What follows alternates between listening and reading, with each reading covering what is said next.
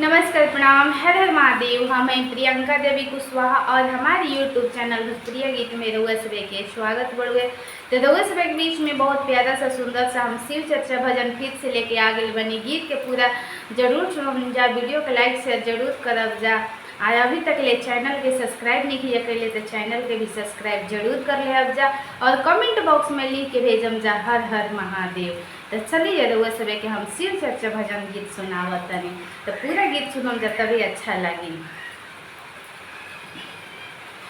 भोला झोली में लिहले भभूति उड़ावत आवले, भोला झोली में लिहले भभूति उड़ावत आवले, उड़ावत आवले हो उड़ावत आवले, उड़ावत आवले हो उड़ावत आवले। अपना भगतन के दुखावा मिटावत आवले, अपना शिष्यन के दुखावा मिटावत आवले।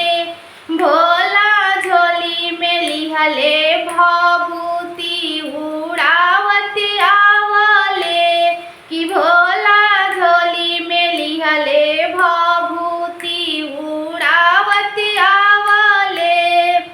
हमारो भोले बाबा के बड़े बड़े जटावा हो, बड़े बड़े जटावा हो, बड़े बड़े जटावा, जटावा से गंगा जी बहावत आवले। ए जी जटावा से गंगा जी बहावत आवले, कि भोला झोली में लिहले भभूति उड़ावत आवले, कि भोला झोली में लिहले भभूति उड़ावत आवले, उड़ावत आवले हो उड़ावत आवले। सबके रोगवा मिटा, सबके रोगवा बलैया मिटावत आवले, कि भोला झोली में लिहले भभूति उड़ावत आवले, कि भोला झोली में लिहले भभूति उड़ावत आवले। हमारो भोले बाबा के गलवा में नागवा हो, गलवा में नागवा हो, गलवा में नागवा हो।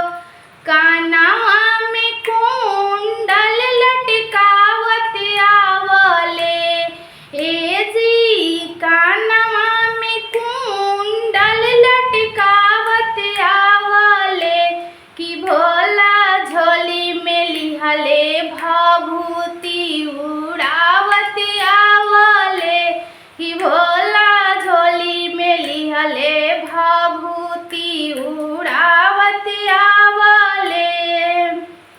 पहिरले भोले बाबा मिरिगा के छालावा हो, मिरिगा के छालावा हो, मिरिगा के छालावा हो।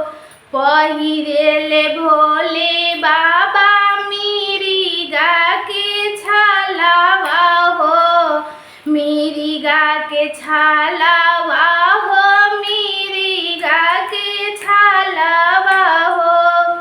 हाथवा में डमरू बजावत आवले, ए जी हाथवा में डमरू बजावत आवले, कि भोला झोली में लिहले भभूति उड़ावत आवले, कि भोला झोली में लिहले भभूति उड़ावत आवले।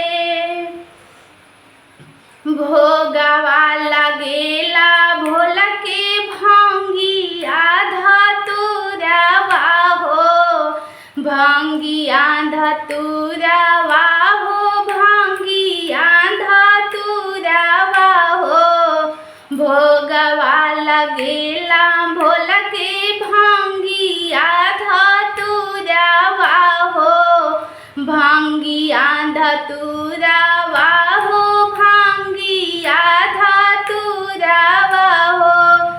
बासहा पगारा दौड़ावत आवले, ए जी बासहा पगारा दौड़ावत आवले, कि भोला झोली में लिहले भभूति उड़ावत आवले, कि भोला झोली में लिहले भभूति उड़ावत आवले, उड़ावत आवले हो, उड़ावत आवले। अपना शिशियन के दुखावा मिटावत आवले, कि अपना भगतन के दुखावा मिटावत